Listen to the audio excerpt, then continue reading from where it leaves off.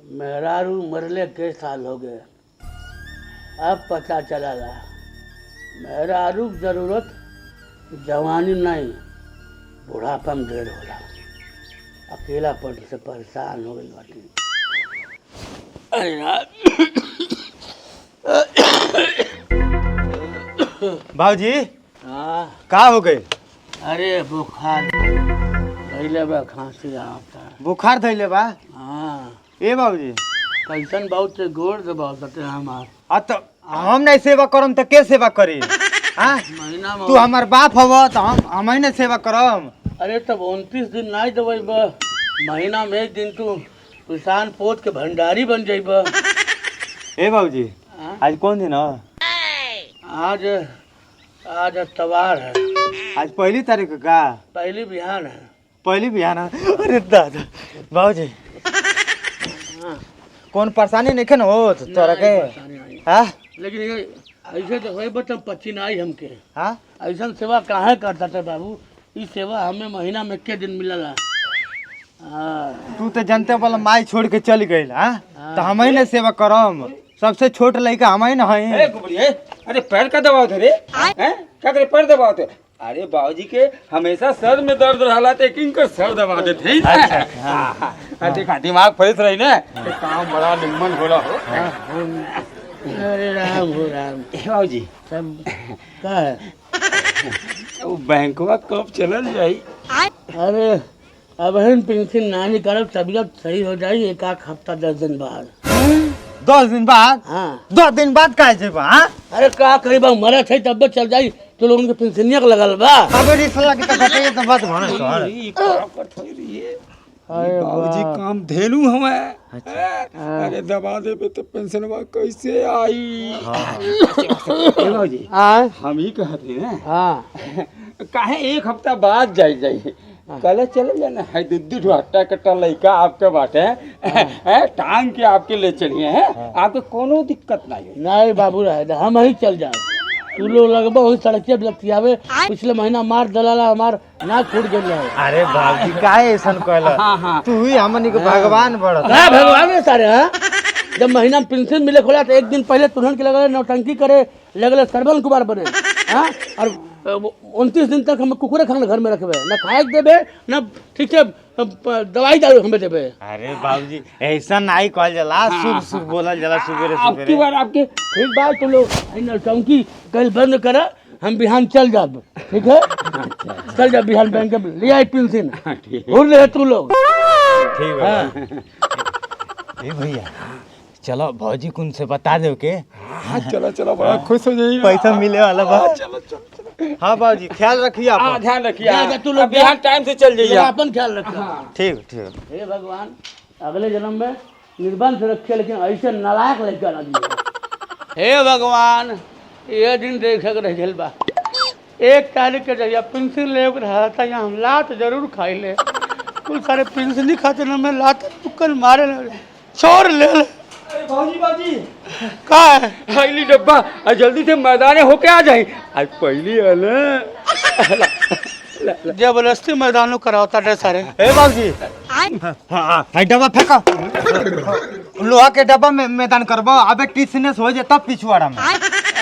है ला लोटा, लोटा से मैदान कर जा थी बाबू। का भैया तू पगले बड़ो। चल आओ। पेंशन ना आई पहुँची, ये कुल सारे हमके कहिए मरवा दे के मुआ दल होते, नहीं तो हमारे गटइए दाब के मुआ दल होते। देखा आज कौन दुर्गत होला हमार। जा बुढ़ियो छोड़ के हमके चल गईलू। आज देखा बाबूजी हाँ हेली तत्वन कर हेली। हाँ हाँ तो धोई न पहले ला क्यों मुँह हम बांस डाल रहे हमारे तू लोग। अरे पहले तत्वन करी, जब पेंशन लेके आ जाइबे तब जाके हाथ धुलिया। हैला हैला अरे लीन है बात तरीका हे हट बा बाबूजी हई दतवन करियो। हां ते ना लायक बैठे बाड़े। हां अबे कोचा जे तब मुंह में बाबूजी हमर बरस करियो।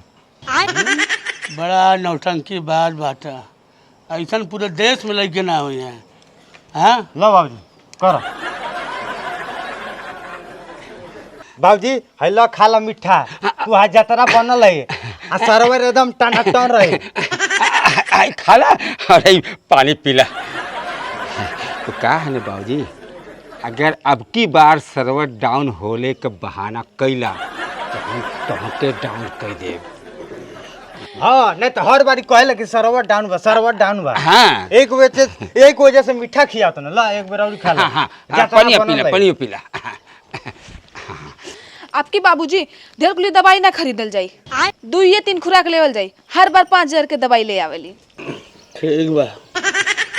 हे भगवान, ये कुछ सारे हमार संतान हमें कि कसाई हमें दुश्मने कैसन औलाद मत दे भगवान। हाँ किनारे जे या बाबूजी। हाँ साइकिल घोड़ा बचा के। हाँ। अरे बाबूजी पेंशन लेके चल दिया ये, फिर हमन को बहुत मजा आई। चले के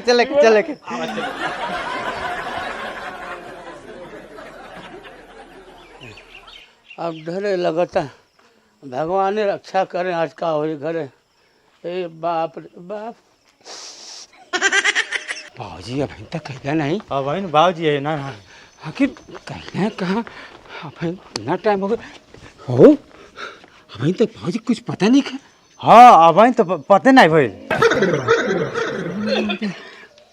अरे आ गई ना बाबूजी आ गए ना। आ गई ना। अरे बेटा है तू ला अरे ये पैसा कम का है बा? बेटा उनका है ना कुछ पहले बाकी रहल और कुछ दवाई खरीदली है, मिला के लगभग में 5000 रुपया खर्चा हो गया बेटा। अच्छा हम कल लेने की दवाई ना लिया, फिर दवाई ले लिया। तू के बार बार कब बतिया काहे पड़ी है? दिमाग सही नहीं बका तो है? समझे नहीं मना। चल सब दवाई में पैसा लगा देते नहीं। एक नंबर का थेथर हो गइल बा। बतावा ये कब बस भूख लगल बा, इनके हम 20 लाइक कही बोले सुनात नहीं बा। दुल्हनिया, ये दुल्हनिया कहाँ बारू? का चिल्लात हवा? सब बस खाना मांगा थे तू, क्या मतलब कि? अच्छा हमरे और काम उम नहीं बाटे, चला ठूसा। ये बतावा हम पेंशन ला घरे जाई, कुल पैसा छोरू ले ला। हाँ एक रोटी में इतना बड़ा शरीर हमार मतलब भूख खत्म हो जाई। अच्छा एक रोटी दे ले बाटो हमके। और कितना खइबा? आज नहीं बिहान तो मरही के बा, चुपचाप खा ला, इहो नहीं तो इहो ना मिली। कीड़ा पड़िया तू लोगन के। हाँ तोरे कीड़ा पड़ी है। घर के बुजुर्गन के परेशान कर दो ना। जा जा यो नहीं खा, जा ना खा ले जाई। खाना खाई है। हाँ लोग खैले भी ना मार जाते हैं। हाँ पेंशन ना ये खहो ना पाई। बाबूजी खाना वाना हो गई? हाँ बाबू अघा गए, खा के एकदम पेट भर गए। हाँ बहुत बढ़िया, बहुत निक करता था तू लोग, बहुत सेवा करता था हमारे बुढ़ौती में। हाँ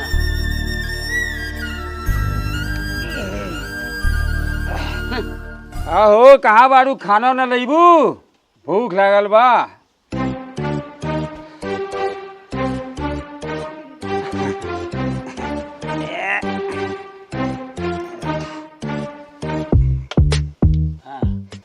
बाबू ये दूजक्षी कर थीन। हाँ हम खाना मंगली हैं तो एक थे रोटी और 3 कतरी है भिंडी लेके आओ थे ना। हम कहलिए दुल्हन कुछ दाल ओल हो, चावल ओल हो, दे तब भात बनल हो, तब ना ही कल कुछ बनना नहीं बा। एक रोटी वो थरिया उठा के लेके चल गए। भतरा खातिर कहाँ से गल तोहरे? हाँ खत्म बनना ही बनल बा। तोरे नैहर साल बन के दाल और भात तोहरे करती नहीं बनल बा। नहीं हम कमा के हम देबे, पेंशन हमार रही केकर खातिर बनबा? सिर्फ ठूसे खातिर तो लोग बाटो। अरे हमारे बाबूजी तू 5-5 हजार के दवाई हुरत बाटा, तो हके डॉक्टर परहेज करबा, कितना खइबा? दिन भर तो सुतले रहला, दिन भर खइबे करबा। अरे तू का चाहला? तोरे वजह से हम अपने मेहरारू झगड़ा करी, ओके मारी ना लुगा धो ओकर। हां लुगा धो ओकर, ठीक है? दे दबावा बुकवा मिल जाओ के हमार कहे करबा। ए बाबूजी का मर हा जा जा जा जा जा कहले बड़ा। हां खइले खातिर तो नटकी करतल। हां बहुत ठीक नहीं करता था एकर भगवान देखाता था और ओकर फल तू के दी है। घबरा मत। सुना, अगर तोके घर में रहे एक बार रहा और नहीं तो यहाँ से भाग जा। हाँ हमार घर में हम कहे शादी हाँ? देखो हो बुढ़वा कितना बोला था हमारे हैं? ऐसन बात- दिन भर खेबो करे हैं, दिन भर बैठ के हुरबो करेला 5,000 का दवाइयो ले लेला कर एक बाहर कर बाहर चैन से खाऊ नहीं देना बुढ़वा हैं? अरे यहाँ हमार चलती रही न तो लात मार के अबे भगा देती घरवा में से चलो भाग जा निकले खाई हराम कर देले बा एकदम खाई खाई खाई। दिन भर का खाई दिमाग खराब कई के रख देले बुढ़वा जबले मालिक जियत रहना तबले जिंदगी में कौनो परेशानी नहीं रहल। आ जैसे ही मालिक चल गई ना बेटा पतो सबका मारी खा कपड़वो धुला आ जिंदगी एकदम सांसत में चलता।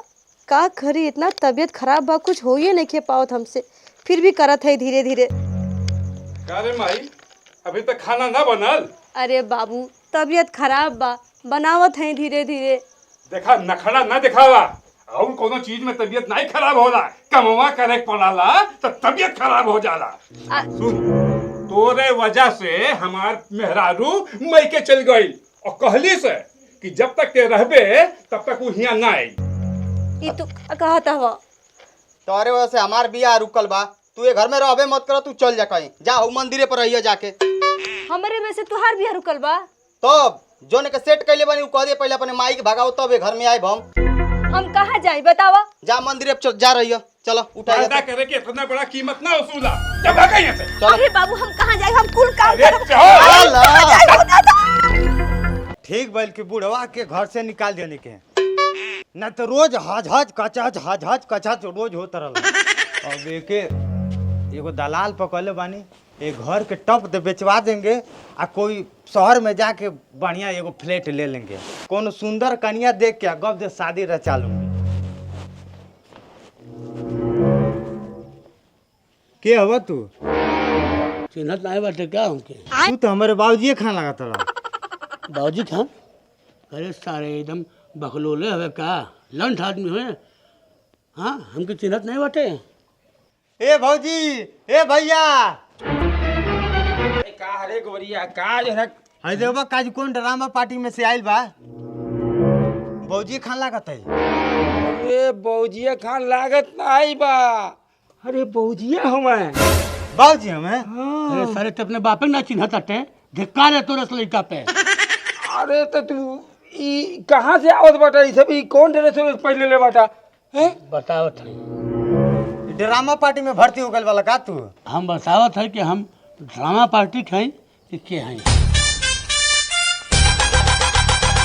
अरे अरे ए बौजी ई के है ई हाँ ई हवे हमार धर्म पत्नी। धर्म पत्नी अरे बाप अरे बाप रे बाप अरे तू ये उम्र में बियाह कैला का ना तो का करी हाँ तुम्हारे नालायक लड़का पैदा करके हमारा जीवन नरक हो गई बा हाँ सिर्फ हमें प्रिंसिन की वजह से प्यार करे रहे न टाइम से खाए के देख बा न टाइम से पहने के देख बा न टाइम से दवाई देख बा मिली का सिर्फ लात जूता ताना गाड़ी ये कुल मिला रहा हाँ हे बाबूजी हे उम्र में अपन लड़का खिलावे के चाहिए तो हम अपन भाई खिलाई हाँ ये बताओ ये सब करत तो के शर्म नहीं आई अरे हम गांव से आए जाबे तो लोगन के अपन का मुंह दिखाई बरे बाप रे। अरे दादा अरे हम दू लड़के कम रहनी का कि बियाह कैले लाओ लड़का पैदा करे के देख ले भाई देख ले कितना हमार बाप ना लायक बा सही कहत रहले हाँ ते अगर जियत रहते तो ते देखते तो तोर हार्ट अटैक हो जाते एक बेर और ही मर जाते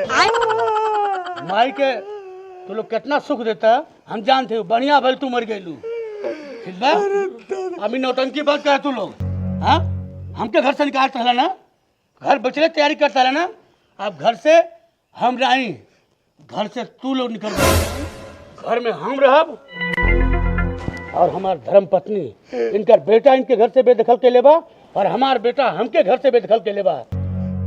अब बाकी के जीवन हम लोग एक दूसरे के साथ बितावल जाइए चाहे सुख हो चाहे दुख।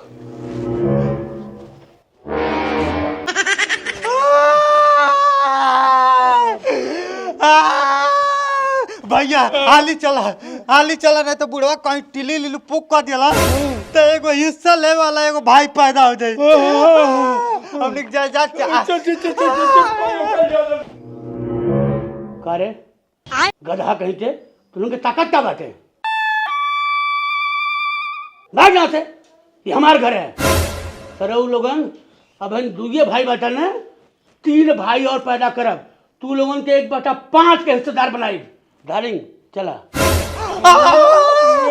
ले गए तिली पुकार ले गए